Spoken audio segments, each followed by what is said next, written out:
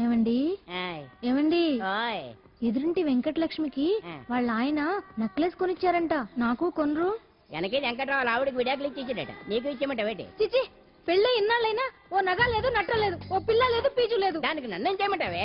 ఆసనాలు మానేసి కాపురం చేయమంటాను. అన్నమైనా మానేస్తాను గానీ ఆసనాలు మాత్రం మాన్నా. అయినా లోపం నీలో పెట్టుకుని నా మీద ఏడుస్తావేంటి? లోపం నాలో కాదు, మీలోనే ఉంది. నీలోనే ఉంది. మీలోనే చంపేస్తాను, నీలోనే ఉంది. సరే సరే, లోపం మీలో ఉంటే మీరే పోతారు, నాలో ఉంటే నా పసుపు కుంకాలే పోతాయి. అలా అన్నావు, బాగుంది. ఏటిది? ఎటైనా పోయేది మనమే కదా. ఇలా ఆసనాలు వచ్చేస్తున్నాయి. ఆసనాల వల్ల కలిగే ఉపయోగాల గురించి తెలుసుకున్నాం కదా. వచ్చేస్తున్నాయి. ఇప్పుడు ద్విపాద శిరాసనం ఎలా వేయాలో చూద్దాం. అలాగే. మొదట మీ 2 కాళ్ళను ముందుకు చాపండి. చాపాను. ఇప్పుడు మీ కుడి కాలును మెల్లగా మీ కుడి భుజం మీదకి చేర్చండి. అలాగే. అలాగే మీ ఎడమ కాలును కూడా మెల్లగా మీ ఎడమ భుజం పైకి చేర్చండి. ఇప్పుడు మీ 2 చేతులతో నమస్కరించండి. ద్విపాద శిరాసనం ఎలా వేయాలో చూశారు కదా. చూశాను. ఎలా తీయాలో వచ్చే వారం తెలుసుకుందాం. Until then, bye. ఎలా తీయాలో వచ్చేవారు చెప్తావా? చెప్తాడే.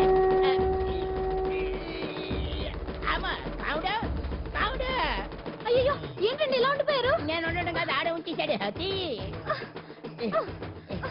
రావట్లేదండి. రావట్లేదా? నువ్వు కావాలని తీయట్లేదా? అయ్యో, రావట్లేదండి నిజంగా. వెళ్ళు, బయటకు ఎవరన్నా పిలు. ఆడతో దండం పెడతాడు. మెల్లగా మెల్లగా.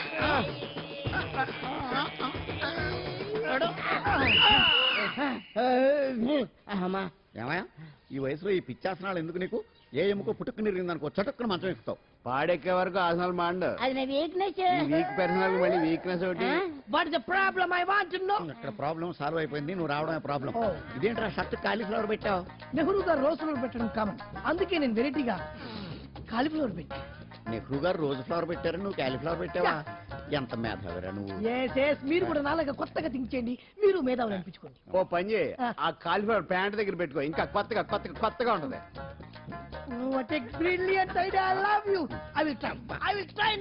అందరూ నోటితో తింటున్నారు కదా, నీడు తేడాగా తింటున్నాడేమో. ఆల్రెడీ అలాగే తింటున్నాడు. పుకారాం, సిద్ధాంతికి నా జాతకం చూపించానన్నావు, ఏం చెప్పాడు? అబ్బో, నీ జాతకం లాంటి జాతకం తన సర్వీస్ లో చూడలేదంట బావా.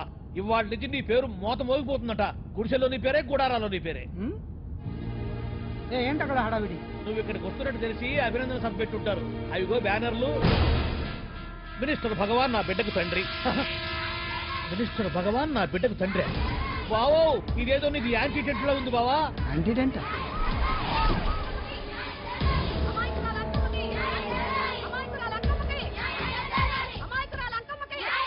బావా, కుడికారు ముందు పెట్టి దిగు, ఎందుకైనా మంచిది.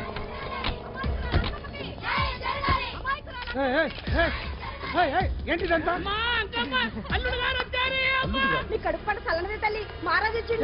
అసలు ఎవరు మీరు? సార్, మీరు మాయ మాటలు చెప్పి తనను తల్లిని చేశారని ఆ అమ్మాయి ఉంటుంది. దీనికి మీరేమంటారు? మీరు ఆమెను స్వీకరిస్తున్నారా? అసలు ఇందులో నిజమేంట? మినిస్టర్ అయినంత మాత్రాన ఏమైనా చేయొచ్చు అనుకుంటున్నారా? ఏం మాట్లాడుతున్నారు? ఈ అమ్మాయికి నాకు చిచి, ఈ అమ్మాయి ఎవరు నాకు తెలియదు. ఎలాగెలగా నానెవరో నీకు తెలదు. ఓ పాల తెలియదని చెప్తున్నాను కదా, ఎవరు నువ్వు? పోలమ్మో, ఎంత మాట నేసినావు. 2 ఏళ్ల కిందట మండేసోలో నువ్వు అరకొచ్చి గవర్నమెంట్ వాళ్ళ బంగ్లాలో దిగలేదు. దిగితే అసలు ఆ మాటకు వస్తే రెగ్యులర్ గా అరకొస్తుంటాడు, బంగాళాలో దిగుతూ ఉంటాడు, అక్కడే ఐటమ్స్ గురించి ఆలోచిస్తూ ఉంటాడు, ప్రజా సంస్థల గురించి ఆలోచిస్తూ ఉంటాడు. అయితే ఏంటంటే నేను ఆ బంగ్లాలో పని మనిషిని.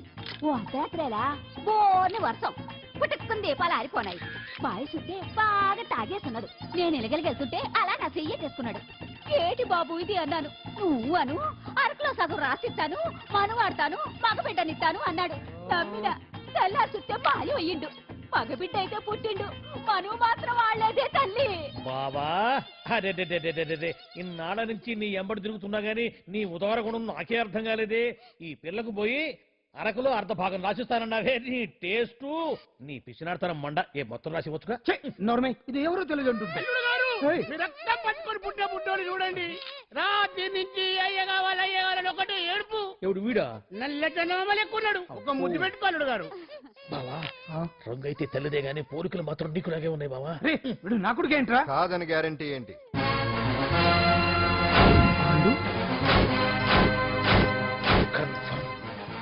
వీడి వాడు, వాడే వీడు అన్నా. అన్నమ్మా ఇదంతా నువ్వు ఆడిస్తున్న నాటకం అన్నమాట. ఆడిస్తున్నది నేనే, కానీ నాటకం కాదు, నిజం. కాదు, ఇదంతా అబద్ధం. మాటలతో చెప్తే సరిపోదు, ప్రజల మనిషివి కదా, నిరూపించుకోవాలి. అంటే ఏంది ఇప్పుడు నువ్వనేది? మా బావను కూడా సీతమ్మ వారిలాగా మంటల్లో దూకమంటావా? ఇదిగో పరువు కోసం ప్రాణం ఇచ్చే వంశం మా బావదే.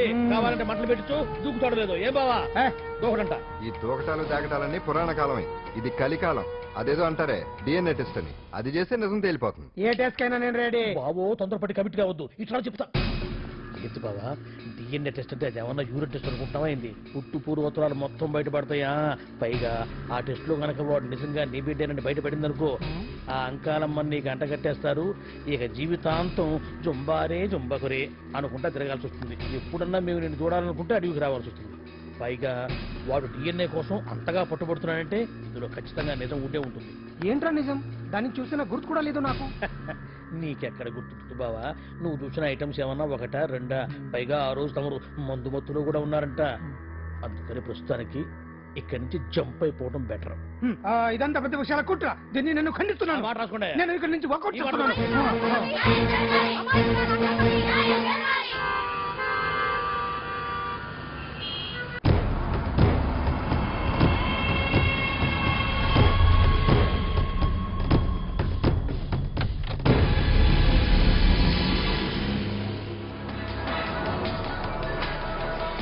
బిడ్డకు తండ్రి మంత్రి భగవానేనంటూ న్యాయ పోరాటం చేస్తున్న కొండజాతి అంకమ్మ ఉదంతం తెలిసింది. కాగా నిన్న అర్ధరాత్రి గుర్తు తెలియని కొందరు వ్యక్తులు అంకమ్మ శిబిరంపై దాడి చేసి అక్కడున్న వాళ్ళందరినీ గాయపరిచి అంకమ్మను తీసుకువెళ్లిపోయారు. ఇది ముమ్మాటికి మంత్రి భగవాన్ పనేనని మహిళా సంఘాలు ఆందోళన వ్యక్తపరుస్తున్నాయి. బావా బావా బావా బావా బావా బావా బావా బావా ఇప్పుడు అర్థమైంది బావా నువ్వేంటో. అసలు నీకు నువ్వే సాటిపో బావా. నువ్వు అడకపోయినా సరే నీకు అర్జెంటుగా ఒక ఐటమ్స్ పార్టీ అరేంజ్ చేద్దామనిపిస్తుంది బావా. ఏంట్రా?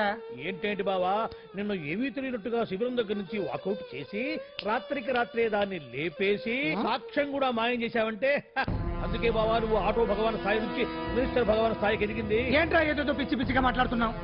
సరేలే బావా నువ్వు మరీను. ఇదిగో బావా నన్ను మరీ అంత పరాయుడుగా చూడద్దు బావా. గత రాత్రి కొంతమంది రౌడీలు వచ్చి అంకమ్మ శిబిరాన్ని ధ్వంసం చేసి అంకమ్మను మాయం చేశారు. ఇది మినిస్టర్ భగవాన్ పనే ఉంటుంది అని టీవీ వార్తల్లో చెప్తుంటే చూసి నేను తెలుసుకోవాలా బావా.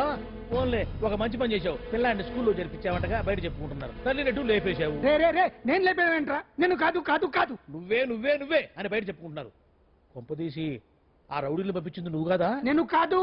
వామ్మో ఇదేదో నీ నాశనానికి వచ్చినట్టుంది బావు. అది నీ బుద్ధి అందరికీ తెలుసు కాబట్టి ఎలాగూ నిన్నే అనుమానిస్తారని ఆ పాండుగాడే మనుషులను పంపించి ఈ నాటకం ఆడిచుంటాడు. ఏదో ఆందోళనలో ఉన్నట్టున్నారు. హిందోళ రాగం వాయించి మార్కులు కొట్టేస్తాను ఆ మట్టిని.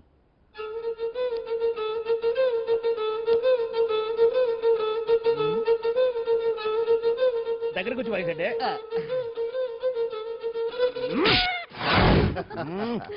అది దెబ్బంటే సత్యవతిని ఎవరు తీసుకెళ్లారో తెలవక జుట్టు పీక్కుంటుంటాడు వేధవ. అవును పండు, నాకు డౌట్. అంత ధైర్యంగా డిఎన్ఏ టెస్ట్ చేయించమన్నా ఉంటా, దానికి భగవాన్ గారు ఒప్పుకుని ఉంటే? ధైర్యంగా చెప్పాను కాబట్టి ఒప్పుకోలేదు. ఇదిగో లాయరు, నువ్వు తెలుసుకోవాల్సింది ఒకటి ఉంది. నిజం ఎప్పుడైనా మెల్లగా చెప్పినా పర్వాలేదు, అబద్ధం మాత్రం గట్టిగానే చెప్పాలి. అయినా ధైర్యం మంది కాదు, సత్యవతిది. భయపడకుండా నాటకాన్ని రక్తి గట్టించింది. నువ్వు ఉండగా మాకు భయం ఏంటన్నా? సరేనమ్మా, ఎందుకనే మంచిది. నేను చెప్పే వరకు ఇంటి పట్టునే ఉంది.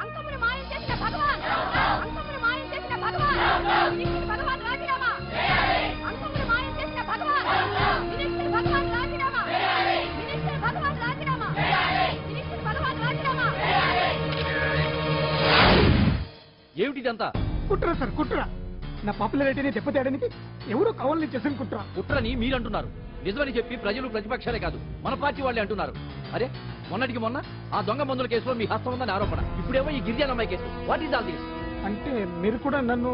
నేనే కాదు, పార్టీలో ప్రతి ఒక్కరూ ఇది నిజమని నమ్ముతున్నారు. మీ వ్యసనాల వల్ల పార్టీకి చెడ్డ పేరు తెస్తే మాత్రం సహించేది లేదు.